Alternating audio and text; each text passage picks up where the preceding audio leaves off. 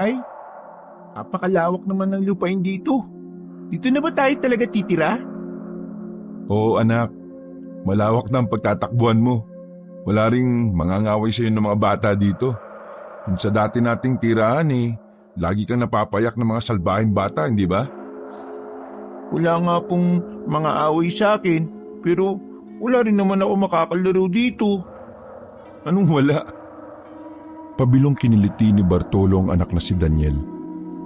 Agad namang napapitlag ang 10 taong gulang na bata bago tumatawang tumakbo palayo sa ama. Barok! Halika rito, tabulin natin ang pasaway na bata! Masayang sigaw ni Bartolo habang tinatawag ang alaga nilang aso. Tumahol naman ito at nakihabol habang kumakawag-kawag pa ang buntot.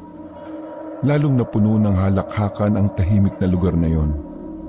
Nang mahuli ni Bartolo ang anak, ay binuhat niya ito at isinakay sa kanyang balikat. Naglakad siya pabalik sa kubo at natanaw niya ang asawang si Martha na nakasilip sa bintana. Baka sa mukha ng asawa niya ang saya habang nakatingin sa kanilang mag-ama. Bagong lipat lang sila sa bayan ng San Quintin na dating tirahan ng namayapang tatay ni Bartolo. Lumipat ito noon sa syudad dahil nakapag-asawa doon. Kaya naiwang nakatiwangwang ang lupa nila sa San Quintin. Patay na ang tatay niya nang malaman niyang may lupa pala sila sa probinsya dahil naikwento ito ng tiyuhin niyang kapatid ng tatay niya. May sarili na ring bahay sa syudad ang tiyuhin niya at wala nang balak nang bumalik sa probinsya. Paano'y wala daw kasing asenso ang buhay doon kaya itinuro na lang nito kay Bartolo ang kinaroroonan ng lupa bago ito bumalik sa syudad. Lalo pa ngang nawala ng interes ang tiyuhin niya nang makitang wala pa ring pagbabago ang buhay doon. Mas lumala pa nga ayon dito dahil wala na halos tao sa lupang dati ay tirahan ng pamilya nila. Para naman kay Bartolo ay isang biyaya ang lupa sa San Quintin. Pwede silang magkaroon ng panibagong buhay doon at panibago ring pag-asa. Masyado kasing mahirap ang buhay sa syudad, lalo na't magiging 2 na ang anak nila ni Martha. Mabuti pa sa probinsya at hindi na sila mangungupahan, tapos may lupa pa silang pagtataniman ng gulay. Hindi nga lang akalain ni Bartolo na masyado palang liblib ang San Quintin at bibihira pa ang naninirahan doon. Wala rin silang malapit na kapitbahay pero ayos lang naman sa kanila yon. Mas mapayapa ang buhay dahil sila lamang ang naroon. Hindi katulad sa pinanggalingan nilang syudad na magulo at puro mga tsismosa pa ang kapitbahay. Narinig niyang tinatawag sila ng kanyang asawa para sa agahan at pinaguhugas na sila ng kamay. Sige, nariyan na kami mahal. Sabay na pumanaog ang mag-ama. Ibinabalang ni Bartolo si Daniel na nakasampa sa balikat niya nang nasa tapayan na sila. Naghugas sila ng kamay bago dumulog sa hapag. Nadaanan ni Bartolo ang asawa na nagsasandok ng kanin kaya niyakap niya ito mula sa likuran tapos ay hinaplos nito ang maumbok na tiyan ni Martha. Daniel, anak, huwag ka mag-alala sa makakalaro mo. Ilang buwan na lang naman manganganak na ang nanay mo. Magkakaroon ka na ng kapatid. Sana lalaki ang kapatid ko, Itay. Tuturuan ko siyang sumuntok katulad nito. Ya! Ya! Sumuntok-suntok sa ere si Daniel at may pasipa-sipa pa. Umikot ito na parang action star kasabay ng pagsipa. Sumadsad ang bata sa bintana at natigilan habang nakatitig doon. Oh, natigilan ka dyan. May kalaban ba? Itay, may tao po sa labas. Nagtatakang sumilip sa bintana si Bartolo para tingnan ang sinasabi ng anak. Pero wala naman siyang nakitang tao.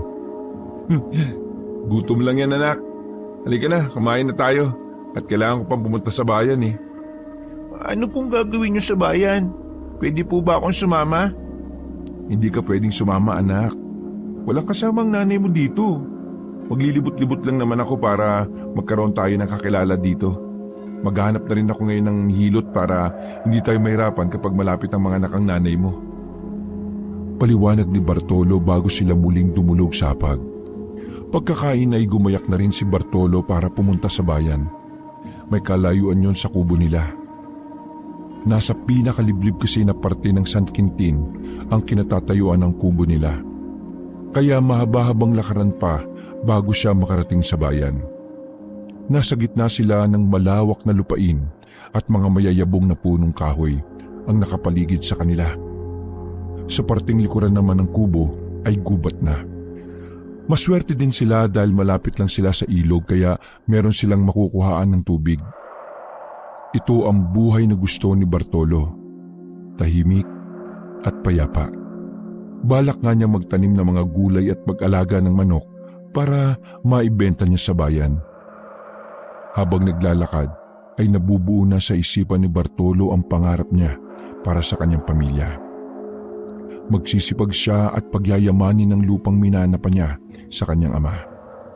Ilang oras din ang nilakad ni Bartolo bago niya marating ang kabayanan.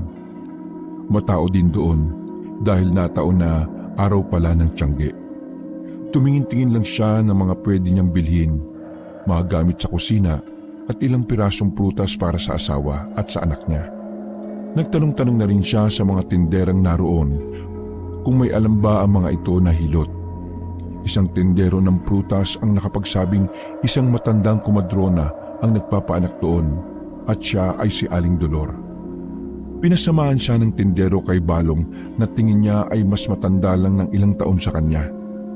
Pero kapansin-pansin ang kapansanan nito sa pag-iisip. Marami kasing kung ano-anong nakasabit sa katawan ng lalaki. Mga kwintas na palawit ay kahoy.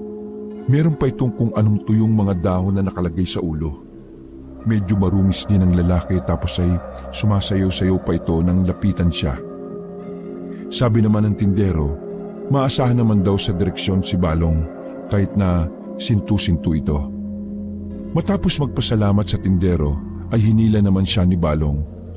Para itong isip batang kausap pero mukha namang mabait. Dinala siya nito sa isang kubo kung saan nakatira ang kumadrona. Hindi lang kumadrona ang matanda dahil kasalukuyan itong may ginagamot nang dumating sila.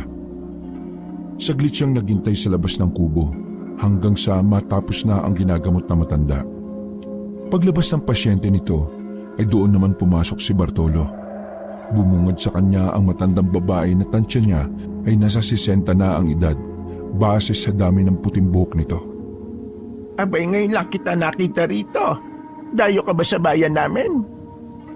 Bagong lipat lang po kami. 3 araw pala kami dito sa San Quintin. Siya nga pala. Ako nga po pala si Bartolo. Nako, maligayang pagdating sa bayan namin kung ganon, iho. Ano bang may paglilingkod ko sa'yo? Gusto ko lang po sanang magpakilala sa inyo. Ang asawa ko po kasi buntis at 1 buwan na lang manganganak na. Ay, taman-tama. Kumadrona ako at manghihilot din ng mga napilayan. Saan ba kayo nakatira para mabisita ko naman minsan ang asawa mo't para makapako ang tiyan niya? Mahirap na at baka suhi ang bata. Maiging maipwesto na ng maayos habang maaga. Malapit lang po kami sa gubat, doon po sa may ilog. Doon sa bakanting lupaing malapit ka mo sa gubat? Opo. Bakit po ba? Napansin ni Bartolo ang panlalaki ng mga mata ni Aling Dolor. Naging mailap ang mga mata nito bago nag-ayos ng gamit na parabang inabala ang sarili. Hindi na may tatago ang pamumutla na matanda. Aling Dolor, may problema po ba? Bakit ba pinili niyong manirahan doon? Mahina pero mariing tanong ng ginang. Bakit nga ho ba? Bumalik ka na lang sa susunod na araw. Tuturuan kita kung paano magpaanak. Hindi ko kayang maglakad ng ganoon kalayo. Sige na, at marami pa akong gagawin. Ho? Sige po. Magpapaalam na po ako. Umanaog si Bartolo sa kubo ng matanda. Sinalubong naman siya ng pangiting-iting si Balong. Maglalakad na sana sila palayo nang dumungaw sa bintana si Aling Dolor at tinawag siya. Ilayo mo ang asawa mo sa lugar na yon. Delikado! Po? Ano pong ibig niyong sabihin, Aling Dolor? Umilap ang mga mata ni Aling Dolor na parang may kinatatakutan. hindi na rin ito sumagot at basta na lamang siyang pinagsarhan ng bintana. Ano bang nangyayari doon? May aswang! Ha? Ano ka mo, Balong? Aswang! Au! May aswang! Patawa-tawang tumakbo palis si Balong, kaya napapailing na lang si Bartolo. Pero ang ipinagtataka niya ay ang naging pagtrato sa kanya ni Aling Dolor. Maayos naman itong kausap ng una, pero bigla na lang nag-iba ang pakikitungo nito nang sabihin niya kung saan sila nakatira. Naglakad na lamang paalis si Bartolo. Babalik na lamang siya sa susunod na linggo dahil marami pa siyang aayusin sa bahay nila. Marami pa kasi siyang tatabasing talahib dahil balak niyang taniman ng gulay ang lupa. Magtatanim din siya ng saging at iba pang pwedeng pakinabangan. Nang palabas na siya sa bakuran ni Aling Dolor, ay napansin niya ang isang lalaki na nasa 40 ang edad. Malaki ang pangangatawan nito at matalim kung tumingin. Nakatitig ito sa kanya pero hindi na lamang niya pinansin dahil ayaw niyang mapaaway. Lapitin pa naman siya ng away, lalo na noong nasa syudad pa lamang siya. Kukurso na dahin daw kasi ang itsura niya ayon sa mga kaibigan niya. Nang dumaan siya sa kinatatayuan ng lalaki, ay wala naman itong ginawa o sinabi laban sa kanya. Pero ramdam niya ang pagtitig nito. Binaliwala na lamang niya yon at pinagpatuloy ang paglalakad para makauwi na agad at masimulan na rin ang pagtatabas ng damo. Sigurado kasing hapon na siya makakauwi kaya hindi na mainit sa lugar na tatabasan niya. Tinahak niya ang diretsyong daan. Maraming mga taong nakatingin sa kanya. Ganoon kasi sa probinsya kapag may bagong mukha silang nakita. Medyo magkakatabi kasi ang bahay sa parting yon pero kapag nakalayo na siya sa kabayanan ay halos wala ng mga bahay. Parang kakaunti talaga ang tao sa bayang yon na labis niyang ipinagtataka. Nang malapit na siya sa palikong daan ay natanaw na niya ang isang matandang gusgusin na pinagkakatuan ng mga kabataan. Hindi makapaniwala si Bartolo na pati pala sa probinsya ay may mga kabataan din na bastos at walang galang. Pinagpapasa-pasaan ng mga kabataan ang tungkod na matanda na gawa lang sa kahoy. Napahandusay naman sa lupa ang kaawa-awang matanda pero imbis na kaawaan ay nagtawanan pa ang 3 binatilyo. Hindi nakatiis si Bartolo at nilapitan na ang mga ito. Hoy! Ano yan? Ang ginagawa nyo? Tiningnan lang siya ng mga ito bago ngumisi ng nakakaloko. Mataba ang isa habang may pagkapandak naman ang isa pa. Ang pinakalider naman ng mga ito ay payat pero matangkad. Yun ang humarap sa kanya at mayabang na nagsabing huwag niyang pakialaman ng mga ito dahil hindi niya kilala kung sino ang binabangga niya.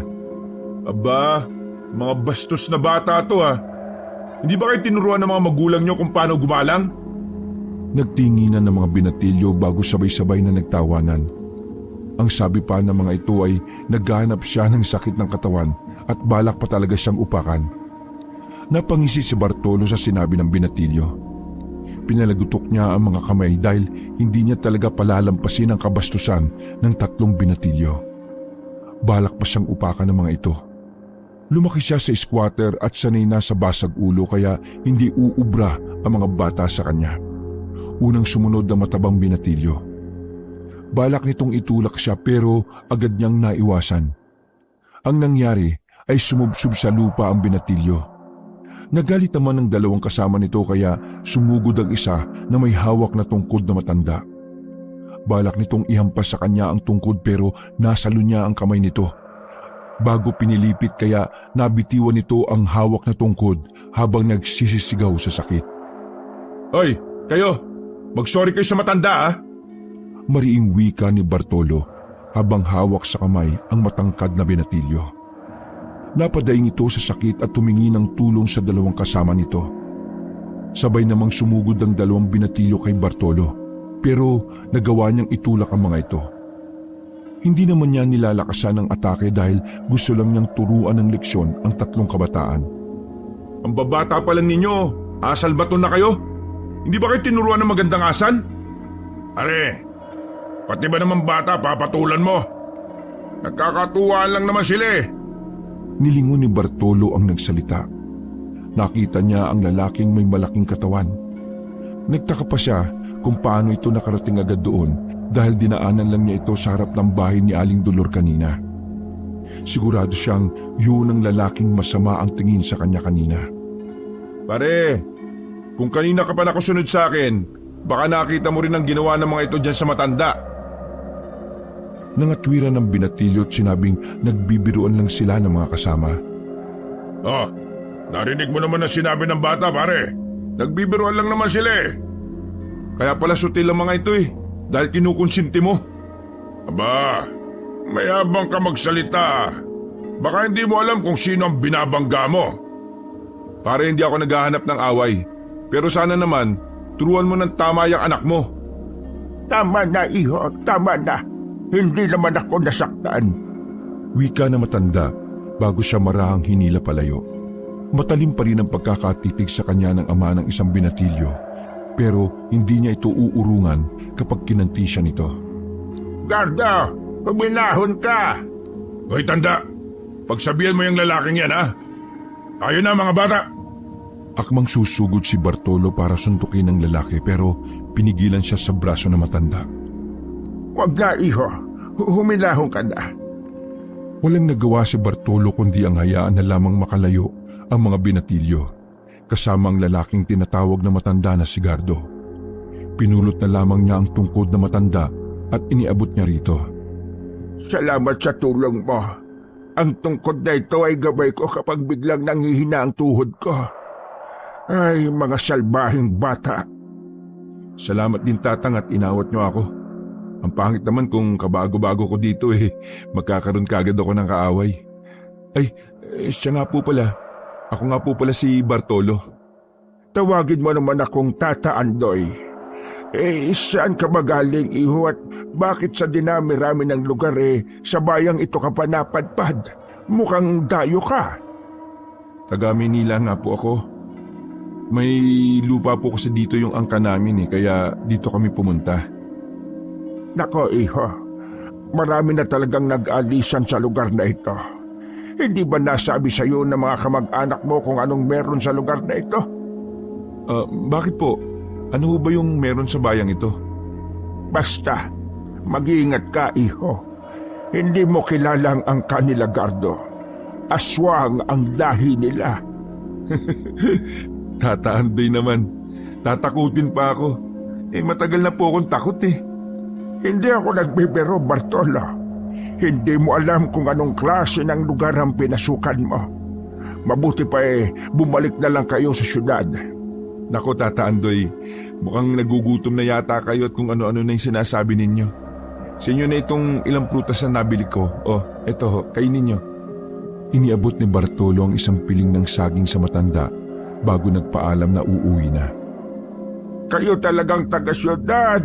Ayaw maniwala sa mga kababalaghang nagtatago sa liblib na lugar katulad ng San Quintin. Tata Andoy, kayo po ang mag-ingat at baka balikan kayo ng mga salbahing binatilyong yon. O sige po, uwi na ho ako at naghihintay ng aking mag-iina. Sige, mag-ingat ka. Gabayang kanawa ng lumikha. Mabilis na naglakad palayo si Bartolo. Kung hindi siya magmamadali, ay baka abutan na siya ng dilim sa daan. Hindi pa naman niya gaanong kabisado ang daan dahil bago pa lamang siya roon. Hindi rin niya mapigilang lingunin si Tata Andoy. Nakaupo na ito sa gilid ng daan at kinakain ng saging na bigay niya. Nakita niyang lumapit dito si Balong at pinagsaluhan ng saging. Naisip niya siguro ay wala rin sa katinoan ng matandang lalaki. Mas malala nga lang si Balong. Paano'y napakarusing nito at nanlilimahid na ang suot na damit. Ang buhok ay mahaba na at parang nanlalakit sa dumi. Hindi pa nag-aahit ang balbas kaya mistula itong ermitanyo. Ay, nakakaawa naman sila oh. Siguro nawala na sa katinoan dahil sa hirap ng buhay. Napapailing na pinagpatuloy niya ang paglalakad. Habang daan, ay namumulot na rin siya ng mga tuyong kahoy na magagamit sa panggatong. Nasa paligid na nila ang lahat ng kailangan nila kaya paanong babalik pa siya sa Maynila? Maliwanag pa nang makauwi si Bartolo sa bahay nila. Masayang sumalubong si Daniel sa kanya at kabuntot pa nito ang alaga nilang aso na si Barok. Itay, may pasalubong ba ako? Siyempre naman anak, makakalimutan ko ba naman ang pinakamamahal kong uniko iho? Inabot ni Bartolo ang 2 prutas kay Daniel. Tuwang-tuwa naman ito sa saging at makopa na binili niya.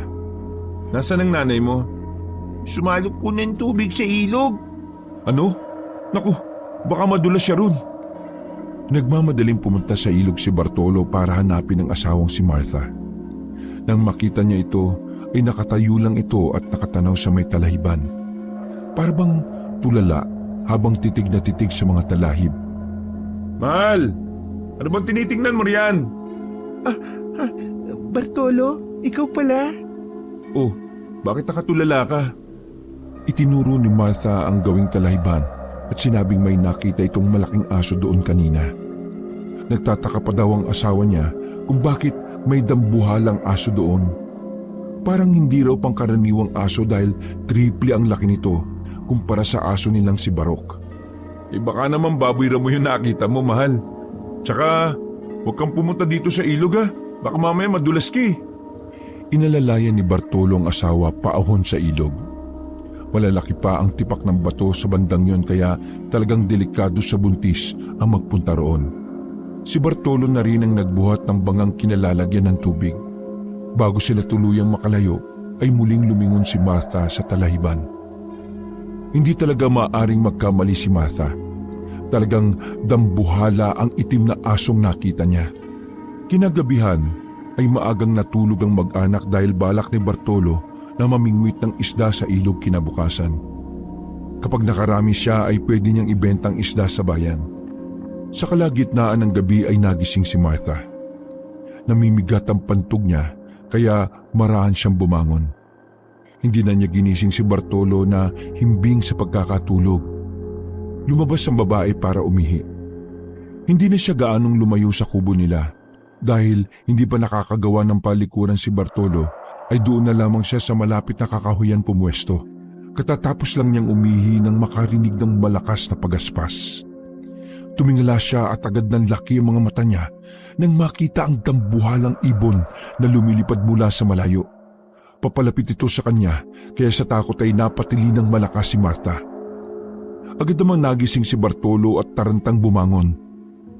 Hindi na siya nakapagsuot ng tsinelas at basta na lang lumabas para saklolohan ang sumisigaw na asawa.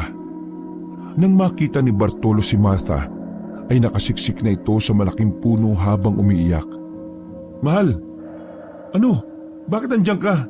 Ano nangyari sa'yo? May masakit ba? Umiiyak na yumakap sa kanya si Martha. Ramdam niya pa ang panginginig ng katawan nito dahil sa takot. Pinakalma niya ang asawa at maraang hinagod ang likod nito. Nang medyo kumalma na, ay niyaya ni Bartolo ang asawa na pumasok na sila dun sa kubo. Pagkapasok ay agad na kumuha ng maiinom si Bartolo at iniabot sa asawa. Pagkainom ay doon na nag-usisa si Bartolo. Bakit ka ba sumigaw kanina, mahal? At nanginginig ka sa takot?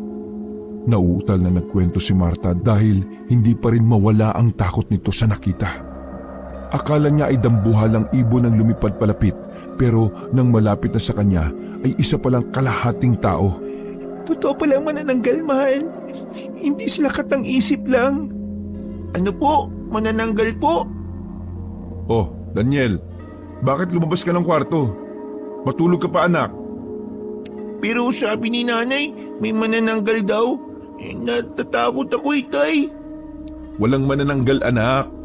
Baka inaantok lang ang nanay mo kaya ang tingin sa malaking ibon manananggal na. Pero totoo, Bartolo. Martha, tinatakot mo yung sarili mo eh. Pati tuloy si Daniel natatakot na. Natahimik si Martha at tiningnan ng anak na si Daniel. Nang makitang payak na ang bata dahil sa takot, ay tumayo na mula sa pagkakaupo ang babae at nilapitan ng anak. Nagsoro siya dito bago marahang inakay papasok sa kwarto. Sinabi na lang niyang nagkamali siya sa nakita para hindi na matakot pa ang bata. Kinabukasan ay maaga silang nabulabog ng malakas na tahol ni Barok. Nagising ang mag-anak na sumisilip na ang haring araw Kaya napabalikwas na ng bangon si Bartolo. Ang mga malalakas na tahol ni Barok ay naging malalakas na pag-ingit ng aso. Parang nasaktan ito kaya nag-iiyak. Apa! Apa! Sino kaya itong kaagang mambulabog? Wala namang kaming kapitbahay ah. Apa! Sandali lang ah! Agad na binuksan ni Bartolo ang pinto ng kubo nila. Bumungad sa kanyang isang matandang lalaki na may mahaba at puting buhok. Nakangiti ito sa kanya kaya lumitaw ang may itim nitong ngipin. May kasama pang dalawang lalaki matanda. Parehong nakatalikod sa gawin niya ang mga ito. Pero sa tindig ay bata pang isa habang isa naman ay nalalayo sa edad niya. Sino sila? Ako si Juan. Yang kasama ko naman ay si Garda. Hay, Garda! Pumarini kayo mag-amarira! Humarap naman ang dalawang lalaki at doon tuluyang nakilala ni Bartolo ang mga ito. Ang binatilyong ng bastos sa matanda at si Gardo na tatay nito. Humingi kayo ng pasensya sa inasta niya. Mariing wika na matandang si Juan bago pinandilata ng mata ang dalawang kasama. Nang hindi magsalita ang mga ito, ay padaskol na binatukan ng matanda ang dalawa. Sinabi ko nang humingi kayo ng dispensa! Humingi naman ng tawad ang dalawa at nangakong hindi na uulitin ang ginawa. Ayan, ganyan! Kabago-bago na kapitbahay natin inaaway ninyo. Bihira na nga tayo magkaroon ng kapitbahay dito. Hindi kayo dapat sa akin humingi ng tawad kundi kay Tata Andoy. Nga mo, kapag nakita namin na matanda kakausapin namin. Ayan. Iha, humingi na ng pasensya itong anak ko at apo ko. Baka isipin mo kasing masama ang mga ugali namin dito. Ay, nako, wala na po yun. Ang mahalaga maturuan po ng leksyon ng mga bata para matutong rumispeto sa matatanda. Katulad yan, may lolo din naman pala siya. Hayaan mo at pagsasabihan ka. Hindi naman maganda sa magkakapitbahay ang makakaaway. Saan po ba kayo banda nakatira? Diyan lang sa gubat. Mas gusto ko kasi kaming manirahan sa pusod ng kagubatan. Ang buong mag-anak ko doon nakatira at ako ang pinakamatanda. Mahal, sino yan?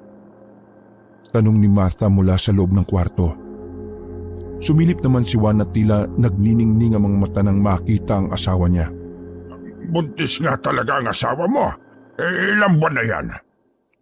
Nagtaka si Bartolo sa tono ng matandang lalaki. Para kasing pumunta lang ang mga ito doon para siguraduhin buntis ang asawa niya. 8 buwan na po. Malapit na palang mga anak. Kaya pala napakabango. Ano yon? Itay, tayo na umuwi at baka nakakaistorbo na tayo. Siya. Alagaan mong mabuti ang asawa mo, iho. Makakaasa kang hindi ka nagagambalain ng anak kong si Gardo. Nagpaalam na ang mga bisita nila pero narinig pa ni Bartolo ang sinabi ni Tata Juan sa anak nitong si Gardo. Huwag niyong tinatakot ang mag-anak at baka umalis sila dito. Konting tiis na lang. Pabulong yun pero umabot sa pandinig ni Bartolo. Hindi niya maunawaan ang ibig sabihin nito, kaya iwinaksin na lang niya yun sa isipan. Lumapit sa kanya si Martha. Nababahala ang asawa niya dahil hindi raw nito gusto ang hilat siya ng pagmumukha ng mga kapitbahay nila. Kaya nga pero nangako naman sila na hindi na tayo gagambalain. Itay, masama nga ng tingin sa akin nung isa kanina nung sumilip ako sa bintana. Basta hindi nila tayo ginagawa na masama, makisama na lang tayo. Simula ng araw na yun na hindi na ginambala ni Gardo si Bartolo. Hindi na rin niya ito nakikita kahit madalas ay nasa bayan sila para ibenta ang mga huli nilang isda. Nakapagtataka rin kasi na walang kahit na isang tao na nagagawi sa ilog. Kaya naman malakas ang benta niya sa mga isdang nahuhuli niya. Yun ang naisip na pagkakakitaan ni Bartolo habang hindi pa lumalaki ang mga tanim niyang gulay at kamote. Berts, pengi isda, isa lang. Aanin mo naman tong isda. Iihaw ko. O sige, sa'yo na tong isang malaki. Talaga? Salamat Nakita ng isang lalaki ang pagbibigay niya ng isda kay Balong. Pinagsabihan siya ng lalaki na huwag pamihasain si Balong dahil tsak na araw-araw na siyang hihinga ng sintu-sinto. Ayos lang naman po. Kawawa naman eh. Isa si Balong sa naging malapit kay Bartolo. Palibhasa ay lagi niya itong binibigyan ng pagkain kaya nawili itong lumapit sa kanya. Sinasamahan pa nga siya nitong pauwi pero ayaw namang tumuloy kapag naroon na sila sa daan na papasok patungo sa kubo nila. Minsan kapag sarado ang tiyangge ay ibinabahay-bahay na lang ni Bartolo ang mga isdang paninda niya. Minsan ay may mga hipon pa at talangka. Kasama niyang nagbubuhat si Balong kaya binibigyan din niya ito ng pera. Minsan ay nakaabang na ang lalaki sa daan kaya naisip niyang ayain na lang ito sa kubo nila. Balong, pwede ka namang pumunta sa kubo namin kapag nagugutom ka ha. Hindi naman kasi araw-araw na magbibenta ako ng isda eh. Baka makapalikpik na ang mga tao kapag puro isda yung inuulam nila. Ayaw, kasi aswang eh. Ano ka ba? Walang aswang. Hindi totoong aswang. Meron. Akala mo lang, wala. Parang pelikula lang ah. Hayaan mo, papatunayan ko sa iyong walang aswang. Halika, sumama ka sa akin. Total maliwanag pa naman. Ayaw ko, Gardo, aswang eh. Naku, mukhang aswang lang yun. Pero tao yun. Hindi, aswang yun. Wala namang aswang sa umaga eh. Tirik ang araw oh. Kaya halika na, sumama ka na. Napilit naman ni Bartolo si Balong na sumama sa kanya. Maaga kasi siyang nakaubos ng paninda kaya mataas pa ang araw nang umuwi siya. Tuwang-tuwa naman si Daniel dahil may kalaro ito. Nakita rin naman ni Bartolo na magiliw si Balong sa anak niya. Mabuting tao naman kasi si Balong. Nagkataon lang na nasiraan ito ng bait. Man, ano kaya kung bumalik na lang tayo sa syudad? Wika ni Martha nang lumapit sa kinauupuan niya. Nagkakapi siya sa bintana habang nakatanaw kila Daniel at Balong na masayang naglalaro.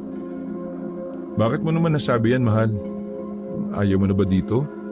Di hamak na mas maganda buhay natin dito mas payapa. Ikinuwento ni Martha na laging umaaligid ang mga kapitbahay nila. Ikinuwento pa nito sa kanya ang ginagawang pagmamasid nila Gardo sa bahay nila tuwing wala siya. Hindi naman lumalapit sa kubo pero palaging nakatanaw. Nakakatakot ang paraan ng pagtitig ng mga ito na parabang may iniisip na hindi maganda. Ayon pa kay Martha, tuwing gabi ay nakakarinig ito ng pagaspas ng pakpak na pumapaikot sa bahay nila. Hindi pa rin nakakalimutan ni Martha ang nakitang manananggal kaya hindi pa rin nawawala ang takot nito. Mahal, hindi natin kaya na bumalik sa syudad. Wala tayong ipon at malapit ka ng mga anak. Basta hindi nila kakantin ang kahit sino sa inyo ni Daniel. Pagka kinantin nila ang kahit na sino sa inyo ni Daniel, sigurado hindi ko sila uurungan. Itay! Inay! Sabay na napalingon ng mag-asawa kay Daniel nang marinig ang malakas nitong pagtawag. Natanaw nila ang bata na kumakaway at parang nag-aalala kaya naman mabilis na lumabas ng kubo si Bartolo para lapitan ng anak. O anak, ano ba nangyari? Si Kuya Balong po kasi nadapa tapos nasugatan yung paa niya. Sakit, dami dugo. Nako, kailangan maugasan yung sugat mo. Ayaw tumigil sa pagdurugo Mabilis na inalalayan ni Bartolo si Balong na tumayo at dinala sa kubo. Kumuha siya ng tubig at sabon para malinisan ang sugat ng lalaki. Nang matapos linisan ay kumuha siya ng malinis na damit na hindi na ginagamit. Pinunit niya yon at pinantali sa sugat ni Balong. Oh, tama na, huwag ka na umiyak.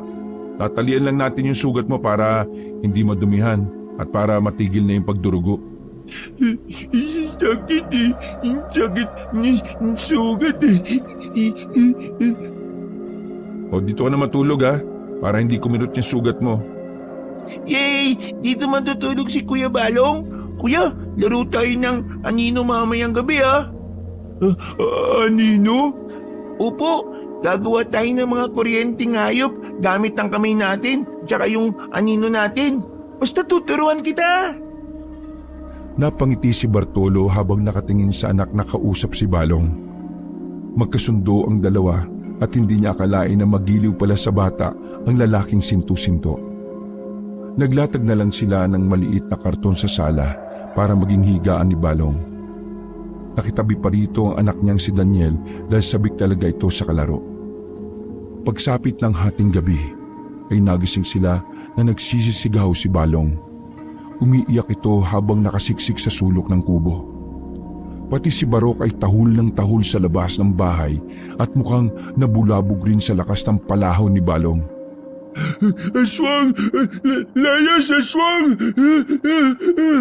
Balong, ako ito si Bartolo, walang aswang. Birds! Maigpit siyang niyakap ni Balong nang makilala siya nito. Umiiyak ito na parang takot na takot. Nanginginig pa ang buong katawan nito, dala ng takot. Pero hindi niya naman alam kung ano ang pinanggagalingan ng takot nito. Mahal, hindi kaya may aswang talaga sa bayang ito? Mahal naman eh. Kita mong wala sa sarili tong si Balong eh. Maniniwala ka naman dito. Ay, bahala ka nga. Baka tsaka ka lang maniwala kapag huli na ang lahat. Padabog na bumalik ng kwarto si Martha, habang si Bartolo naman ay pinapakalma si Balong. Pinatabi na lang niya si Daniel kay Martha para hindi maistorbo ang tulog nito. Kaya naman si Bartolo ang naging bantay ni Balong hanggang sumapit ang umaga. Pagsikat pa lang ng araw ay nagpaalam na si Balong na uuwi. Uwi na ako. Hatid mo ko. Katiri ka naman ng araw eh, takot ka. Saan ka nakakita ng aswang na nangaaswang sa umaga? Sige na, hatid mo ko. Kuya Balong, dito ko na lang kasi tumira sa bahay para may kilaro ako. Ayaw, may aswang dito eh. Wala naman eh. Oh, kita mo na? Bata pa yung nagsasabi ng walang aswang ha? Ikaw ang tanda mo na eh, nagpapaniwala ka pa. Totoo nga kasi ang aswang eh. Oh, siya. Sige na, ihatid na kita. Nagpasya na lang si Bartolome na ihatid si Balong. Total babalik naman siya sa kumadronang si Aling Dolor dahil sa pangako nitong tuturuan siya ng mga dapat niyang gawin kapag nanganak na ang asawa niya. Kuya Balong, balik ka ha. Pangako mo, babalik ka ha. Wawa ka naman. Sige na nga, babalik Balong, pero kapag may araw lang ha. Pangako mo yan ha. Oo, pangako. Yay! Pagkakain ay naglakad na sina Bartolo at Balong papunta sa bayan. Wala siyang ibebentang isda ngayon kaya wala silang kahit na anong dala. Pagkarating sa bayan ay dumiretso na siya kay Aling Dolor. Mailap pa rin ang matandang babae pero itinuro naman ito ang mga basic na kailangan para sa pagpapaanak. Tinandaan niya lahat ng sinabi ng kumadrona. Kahit na may kaba sa dibdib niya, ay wala naman siyang magagawa dahil liblib ang parte na tinitirhan nila. Malayo pa ang San Quintin sa mga ospital kaya si Aling Dolor lang talaga ang pag-asa niya. Ayaw naman itong pumunta sa bahay nila at hindi naman pwedeng pilitin ng matanda. Matapos nitong magbilin ay nagpasya na siyang umuwi. Natigil lamang ang paglabas niya sa kubo nang tanungin ni Aling Dolor kung ilang buwan na ang pinagbubuntis ni Martha. Ikasyam na buwan na po ngayon? Tugon niya at doon lang napagtanto na halos 1 buwan na rin pala sila sa San Quintin. Napa-sign of the cross naman si Aling Dolor habang bakas ang takot sa mukha nito. Bakit po Aling Dolor? Nagdalungkat sa buulang matanda at pagkatapos ay inilabas ang maliit na botelya. Eto, kunin mo. Langis yan. Kapag kumukulo ay may aswang na malapit. Aling Dolor naman eh. Jasking bata ito. Makinig ka sa akin. Anumang oras ay manganganak na ang asawa mo. At anumang oras din ay sasalaki na sa inyo ang mga aswang. Aling Dolor, kung tunay ngang may aswang, bakit hindi pa kayo umalis dito? Nakita mo lang ang kaunti na lang ang natitirang residente sa bayan ng San Quintin. Kami ang mga walang mapuntahan at takot na makipagsapalaran dahil narito ang ikinabubuhay namin. Sige po. Magpapaalam na po ako, Aling Dolor. Kung ano-ano na pong sinasabi niyo eh. Ay nako, bahala ka kung ayaw mong maliwala. Basta, binalaan kita. Napapailing na lumabas ng kubo ni Aling Dolor si Bartolo.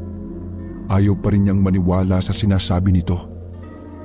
Napakahirap naman kasing paniwalaan ng aswang. Nang palabas na siya sa tarangkahan nila Aling Dolor, ay nakita niyang humahabol ang matanda. Bartola, sandali lang iho. Kung hindi lang ako naaawa sa mag-ina mo, nako, pababayaan na kita sa katigasan ng ulo mo. Ano po ba yun, Aling Dolor? Bawang at asin ng mabisang pangontra sa aswang. Sige po. Maraming salamat po, Aling Dolor. Kapag may aswang na sumalakay ay susundin ko ang payo ninyo. Ay, jasking bata ka. Wala ka na sa syudad. Nasa probinsya ka na. Kami ang nakakaalam kung totoo o hindi ang mga aswang. Dahil dito naman sila sa probinsya naglipa na. Pasensya na po, Aling Dolor ha. Kung nasasaktan ko yung kalooban ninyo. Hala, sige na. Alam ko namang mabuti kang tao kaya nga pinapayuhan kita ng mga dapat mong gawin. Nako, maraming salamat po, Aling Dolor. Hayaan niyo po, tatandaan ko po lahat ng payo ninyo. Sige na, mag-iingat ka. Naglakad pa uwi si Bartolo habang iniisip ang sinabi ni Aling Dolor. Paano kung totoo nga ang aswang? Halos lahat kasi nang naroon ay binabalaan siya. Hindi nga lang lantaran kung pagsabihan siya ng mga ito na parabang takot ang mga ito.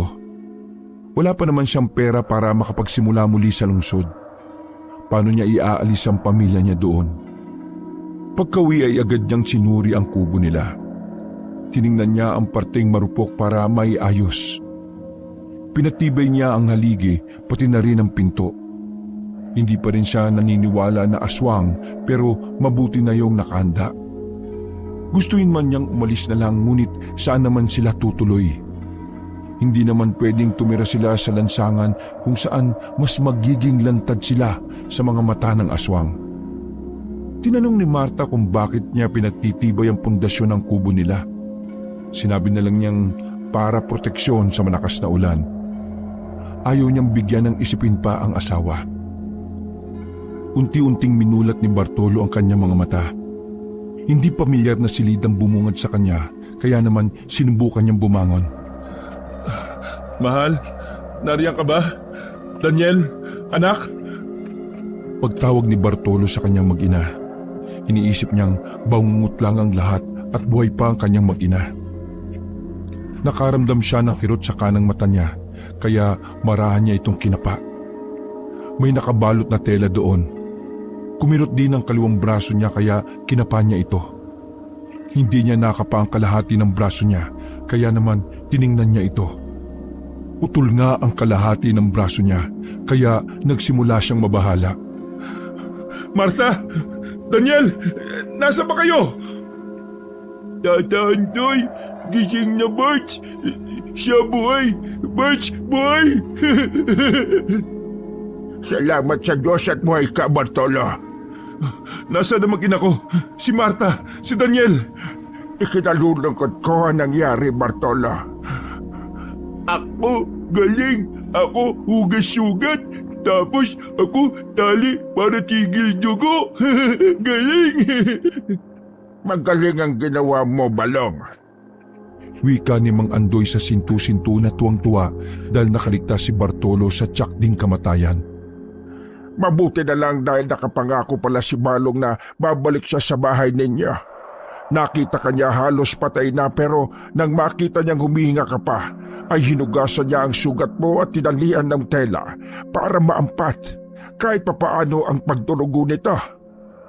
Tinawag din niya ako at kaming dalawa ang nagdala sa iyo dito sa aking kubo. Ilang linggo ka rin walang malay at kinukumbulsyon. Buong akala namin ay hindi ka na makakaligtas. Balong, galing! Ako talisugan! Patalon-talon na sambit ni Balong habang pumapalakpak. Bakas ang tuwa sa mukha nito. Naaalala ni Bartolo na minsan niyang naituro kay Balong yon nang masugatan ng paa nito. Pero imbis na tuwa ay sumulak ang dugo niya sa galit. Dumukwang siya at inabot ang braso ni Balong at marahas na hinila. Akala mo ba nakakatuwa ang ginawa mong sintu-sintu ka? Ha? Marge, Alit! Sana hinayaan mo na lang ako mamatay. Sana pinabayaan niyo na lang ako mamatay. Humahagulgol na binitiwan ni Bartolo si Balong. Agad namang lumayo ang lalaki at dumukdok sa gilid ng kubo habang umiiyak. Huminahon ka, Bartolo! Huminahon ka! Huminahon? Pinatay ang mag-iina ko sa harapan ko mismo, tapos sasabihin mong huminahon? Siguro, pinagtatawanan na ninyo akong lahat. Bartolo, hindi. Walang natutuwa sa nangyari sa'yo. Kung nakinig lang sana ako sa inyo, buhay pa sana ang mag-iina ko. Hindi sana sila namatay. Hindi mo kagustuhan na nangyari kaya tama na ang paninisi sa iyong sarili. Isa pa yung baliw na lalaking yan eh. Bakit hindi na lang ninyo ako pinabayaang mamatay? Wala rin namang silbi na ang buhay ko eh. Bakit ikaw gagalit? Ako wala gawa masyama. Balong, bakit naman eh? Huwag mong sabihin yan, Bartolo. Baka may dahilan ng Diyos kung bakit kanya binuhay. Anong dahilan?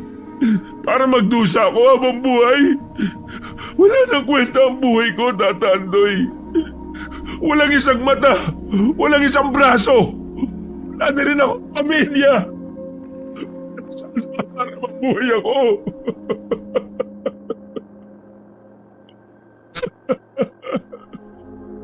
Muling gumagulgol ng iyak si Bartolo. Halo-halong emosyon ang nararamdaman niya. Matinding poot, pait at pagdurusa ang naghahalo-halo sa kanyang isip at puso. Gusto niyang gumanti. Gusto niyang pumatay pero wala na siyang magagawa. Bulag ang isang mata niya at walang isang braso. Paano niya malalabanan ang lahat ng aswang na pumatay sa pamilya niya? Sige na, Bartolo. Magpahinga ka muna. Nauunawaan kong magulo pa ang isipan mo. Inalalaya ni Tata Andoy si Balong para tumayo bago ito inakay palabas na kubo. Naiwan namang mag-isa si Bartolo. Hindi na niya mapigilan pang humagulgol ng malakas habang tinatawag ang pangalan ng anak at asawa. Marta! Daniel! Patawarin niyo ako! Wala ako nagawa para mailigtas kayo. Wala akong kwentang ama! Wala akong kwentang asawa! Kasalanan ko lahat! Kasalanan ko! Kung naniwala lang ako sa mga babala ng tao, hindi sana kayo nawala sa akin. Patawan. Patawan, mahal ko. Buong lakas niyang sigaw habang umiiyak. Hindi mawaglit sa isip niya ang kalunos-lunos na sinapit ng kanyang mag-anak sa kamay ng mga aswang. Tumigil lang sa pagtangi si Bartolo nang mapagod siya. Kumirot ang kanang mata niya at muling nagdugo, pero wala na siyang pakialam doon. Ang gusto na lamang ni Bartolo ng mga sandaling yon ay sundan ang kanyang pamilya. Gusto na rin niyang mamatay, subalit himalang nabuhay pa siya. Dala ng pagod dahil sa pag-iyak ay nakatulog si Bartolo. Nagising na lamang siya nang dalan siya ni Balong ng makakain. Agad na sumulak ang dugo niya nang makita ang lalaking nagligtas sa buhay niya. Kung hindi siya tinulungan nito, patay na sana siya ngayon at hindi na dapat siya nagdurusa. Umalis ka ditong baliw ka! Di kita kailangan! Ilabas mo yung mga pagkain yan! Pabayaan niyo na ako mamatay, pwede? Bards, huwag ka galit sa akin. Wala akong kasalanan. Kasalanan mo kung bakit buhay pa ako! Humahangos naman na pumasok sa kubo si Tatay Andoy at agad na pinigil ang pagwawala niya. Bartolo, tama na. Iwanan ninyo ako! Wala kayong alam sa pinagdaraanan ko! Wala kayong alam! Kung may makakaunawa man sa pinagdaraanan mo, si Balong yon. Hindi napigilan ni Tatay Andoy ang mapasinghal kay Bartolo. Natahimik naman siya pero matalim pa rin ang pagkakatitig niya kay Balong na nakayuko at nakasiksik sa sulok. Biktima din si Balong ng mga aswang, Bartolo. Nasaksiyan niya kung paano inubos ng aswang ang buo niyang pamilya. Ang asawa niyang buntis, ang anak niya, at pati na rin ang kapatid niya. Katulad mo, siya lang din ang natirang buhay. Hindi kinaya ng isipan niya ang lahat kaya siya nabaliw. Hindi makapaniwala si Bartolo sa narinig. Naalala niya ng gabing nakitulog sa kanya si Balong. Wala namang kahit anong kaluskos ng aswang ang naroon, pero takot na takot ito na parang galing sa isang masamang panaginip. Kaya pala takot na takot si Balong sa mga aswang. Hindi na kaya ni Balong ang ipagiganti ang sinapit ng pamilya niya dahil sa kondisyon ng utak niya. Pero ikaw, Bartolo, kaya mong ipagiganti ang sinapit ng pamilya mo. Paano, Tata Andoy? Noon ngang kumpleto ang katawan ko eh. Wala akong nagawa para iligtas ang pamilya ko eh. Ngayon pa? Sabi mo sa akin noon ay may mga lupa ang tatay mo rito sa San Quintin. Ano ang pangalan ng tatay mo? Si Felipe de la Cruz po. Piping ang palayaw niya. Bakit po ba? Sinasabi ko na nga ba? Nabanggit mo rin noon na patay na siya. Ikinalulungkot kong hindi man lang kami nagkita bago siya na mayapa. Bakas ang kalungkutan sa mukha ni Tata Andoy, kaya hindi na rin mapigilan ni Bartolo ang kuryosidad. Bakit po? Kilala niyo po ang tatay ko? Si Piping ay matalik kong kaibigan. Sabay kaming lumaki sa bayang ito. Payapa ang bayang ito noong narito pa ang itay mo. Kaso, noong may nagbakasyon dito na taga-syudad, ay umibig siya rito. Sinundan niya ang inay mo sa Maynila at doon na nanirahan. Simula nang umalis siya ay nagdagsa na rin ang mga aswang sa bayang ito. Hanggang unti-unting naubos ang mga tao. Ang iba ay napatay ng aswang habang ang iba ay natakot at umalis na lamang. Eh ano naman po ang kinalaman ni Tay sa pagdagsa ng mga aswang sa San Quintin? Ang itay mo ay isang mahusay na albularyo at antigero noong narito pa siya. Maraming aswang ang napatay niya kaya kinatatakutan siya ng mga ito. Imposible. Walang naikwento si Itay sa amin. Dahil kinalimutan na niya ang dati niyang buhay. Pangarap niyang magkaroon ng normal na buhay kasama kayo na pamilya niya. Wala rin namang saysay na pag-usapan pa yan eh. Patay na si Itay at wala na rin akong pamilya. Pero may paghihiganti mo pa ang asawa at mga anak mo, pati na rin ang pamilya ni Balong na pinatay ng mga aswang.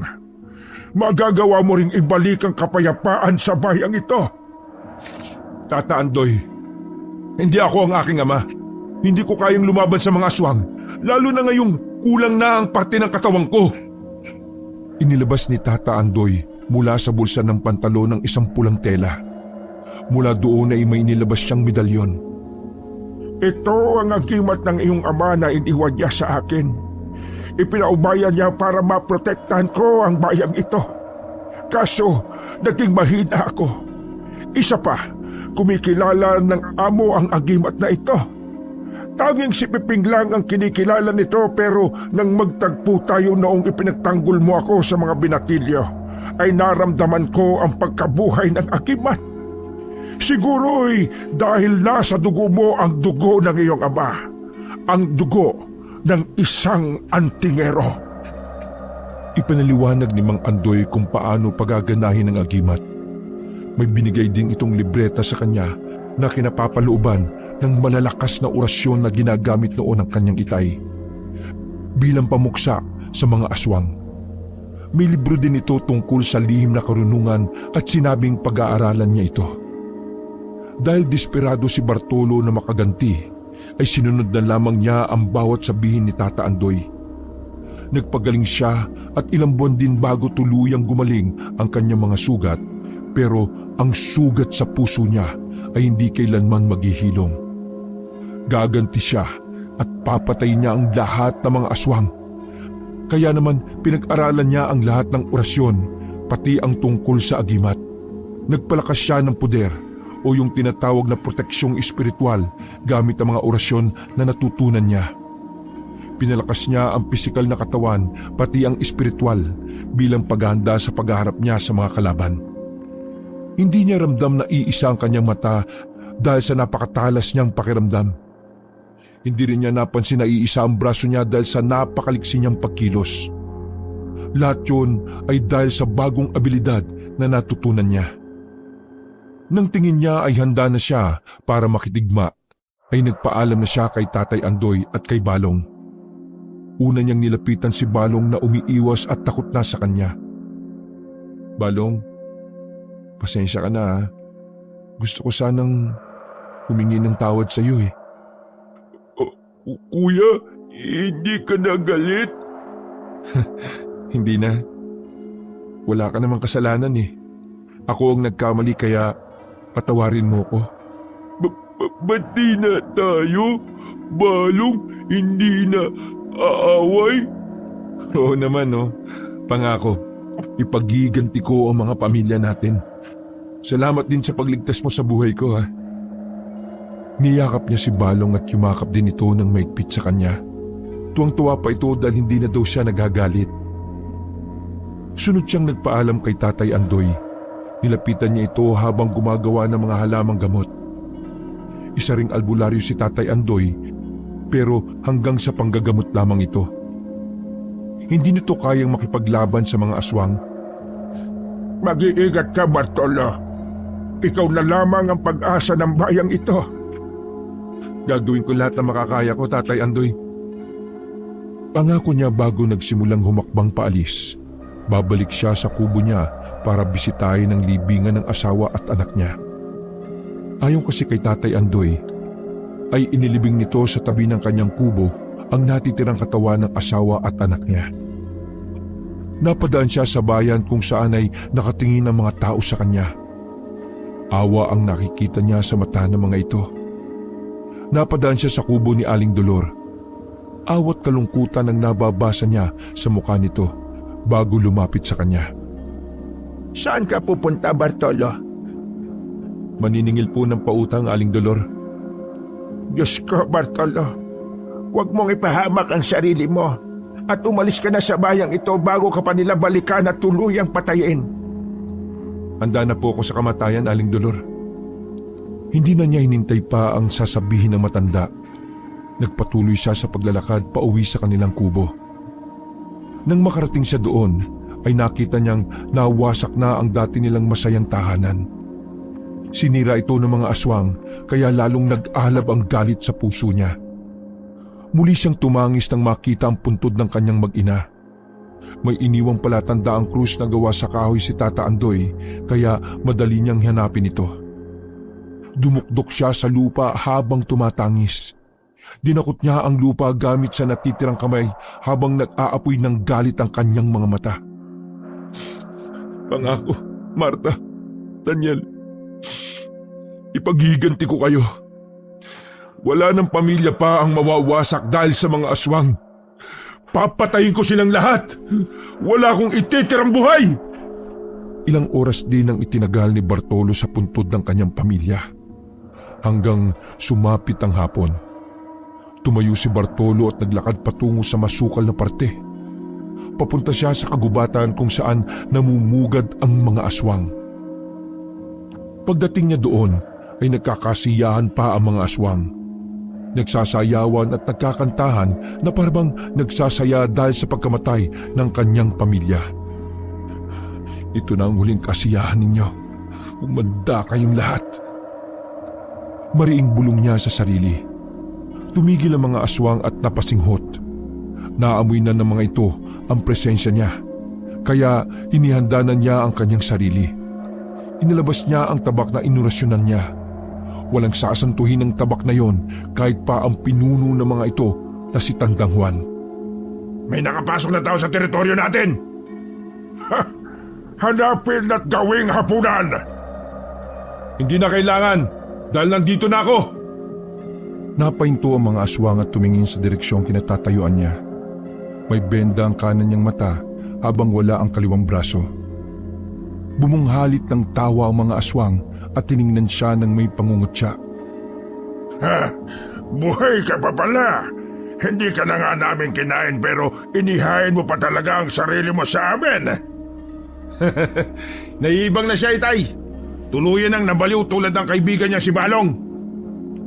Muling nagtawanan ng mga aswang pero ngumisi lang si Bartolo. Wala siyang nararamdamang takot dahil labis na puot ang nararamdaman niya ng mga oras na yon. Sige, magpakasaya na kayo. Pero akin ang huling halakhak. Mayabang ka pa rin kahit wala ka ng isang braso at isang mata. Sige, pagbigyan natin ang gusto niya. Anak, hindi ba't asar ka sa taong yan? Sige na, ipaubaya ko na siya sa'yo. Ani ni Gardo sa binatilyong aswang na anak nito. Umangil ang binatilyo kasabay ng pagpalit nito ng anyo. Naging isang nakakilabot na aswang. Mabilis itong tumakbo palapit kay Bartolo. Napakaliksi ng kilos nito at iglap lang ay nasa harap na ni Bartolo. Dahil sa talas ng pakiramdam ni Bartolo ay napagandaan niya ang paglusob ng aswang. Nagawa niyang sabayan ng liksi ng pagkilos nito. Sinakmal niya ang aswang gamit ang isang kamay at iniangat ito sa ere. Kahit nagpupumiglas ang aswang, ay wala itong magawa sa lakas na taglay ni Bartolo. Gardo, pagmasdan mo anak mo! Anong nangyayari? May agimat ang taong yan! Hindi! Ang ano ko! Bago pa makalapit si Gardo ay itinarak na ni Bartolo ang hawak na itak sa sikmura ng aswang. Sa binatilyong aswang, nangisa ito sa sakit bago binawian ng buhay. Hayop ka, Bartolo! Papatayin kita! Lumusob si Gardo pero sa ikas lang ng kamay ni Bartolo ay agad itong napako sa kinatatayuan at hindi makagalaw. Ginamitan lang niya ito ng orasyong pamako at hindi na ito nakaalis sa kinatatayuan. Manood ka muna dyan, Gardo. Pagmasdan mo kung paano ko pagpirapirasuhin ang mga alagad ninyo. Lumusob ang mga aswang kay Bartolo pero mas maliksi ang bagong antingero. Nagawa niyang isa-isang patayin ang mga sumusugod na aswang gamit lang ang hawak niyang tabak. Inuubos na niya tayo! Gardo, anong tinatayo-tayo mo dyan? Itay, hindi ako makagalaw! Punyemas! Ako ang harapin mo, Bartolo! Tanging si Tatawan lang ang may kaalaman sa pakikipaglabang espiritual. Nagpakawala ang matandang aswang ng malalakas na orasyong paminsala, pero mas malakas at mas matatag ang poder ni Bartolo. Nagawa nitong labanan ng lahat ng orasyong ipinukul sa kanya ng pinuno ng mga aswang.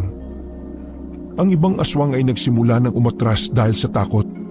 Ang mga bata ay nagsisiiyakan pero wala nang madamang awa si Bartolo.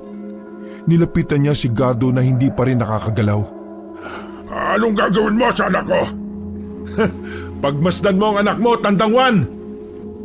Sigaw ni Bartolo at takmang sasaksakin si Gardo nang may isang batang nasa 10 taong gulang ang tumulak sa kanya. Nag-aapoy sa galit ang mata ng bata habang nakatingin sa kanya bago sumumpa na papatayin din siya nito kapag ito ay malaki na. Itay mo ang aswang na ito? Nakangising hinarap ni Bartolo ang bata. Wag mo idamay ang anak ko, Bartolo! Ako ang patayin mo! Ganyan din ang pakiusap ko noon sa iyo pero nakinig ka ba? Kaya mamamatay ang batang ito! Tinigpas niya ang ulo ng aswang na bata. Hindi siya nakadama ng awa dahil alam niya ang pagpapalaking ginawa ni Gardo dito. Kung bubuhayin niya ito, ay tsak na papatay lang din ito ng mga tao. Hayop ka! Animal ka! Anong ginagawa niyo mga inutil? Nasaan na kayo? Iniwan ka na ng mga alagad mo, tanda! Kaya magbabayad kayo! Ito na ang katapusan ninyo! Tinagpas ni Bartolo ang ulo ni Gardo. kaya napahagulgol si Tata Juan.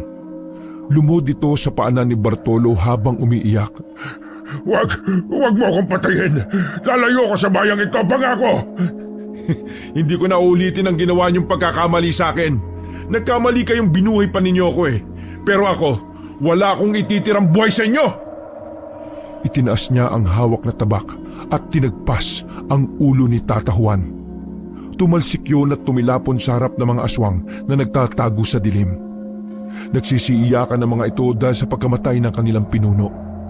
Napangisi naman si Bartolo at marahang naglakad palapit sa mga ito. Nang makita siya ng mga aswang ay sinubukan pa nilang tumakbo pero mas mabilis ang ginawa niyang pagtarak ng tabak sa likod ng mga ito. Nang masiguro niyang wala nang natirang mga aswang, ay dinampot ni Bartolo ang ulo ni Gardo pati na rin ni Tata Juan. Naglakad siya palabas sa gubat at dumiretso sa bayan. Hindi makapaniwala ang mga tao nang makita siya ng mga ito. Duguan ang buo niyang katawan at may hawak na 2 pugot na ulo. Itinaas niya yon habang nakatingin sa mga tao. Wala na kayong dapat katakutan pa. Wala nang aswang sa bayan ng San Quintin. Sigaw niya. Nang makita ng mga tao at makilala ang hawak niyang ulo, ay nagpalakpakan ng mga ito sa tuwa. Lahat ay nagpapasalamat sa kanya dahil sa wakas ay malaya na ang bayan sa kuko ng mga halimaw. Natutuwa ding nakamasid sa hindi kalayuan sina Tata Andoy at Balong. Tuwang-tuwa ang matanda dahil may bagong antingero na tutugis sa mga aswang. Ako ang anak ni Felipe o ni Piping na antingero. Pangako kong ipagpapatuloy ang tungkuling napabayaan ng aking ama. Mula ngayon ay hindi ko nahahayaan na maghari pa muli ang mga aswang sa bayang ito. Lahat ng tao ay sabay-sabay na sumigaw nang mabuhay ang bagong antingero. Simula ng araw na yon, naging manunugis na ng aswang si Bartolo. Hindi na siya muling nag-asawa. Tumira siya sa kubong dati nilang tinitirhan. Ayaw niyang lumipat sa ibang lugar dahil naroon ang puntod ng kanyang mahal na asawa at anak. Pero kapag may nangangailangan ng tulong niya, ay pansamantala siyang umaalis para pumaslang ng aswang sa ibang mga bayan. Wakas.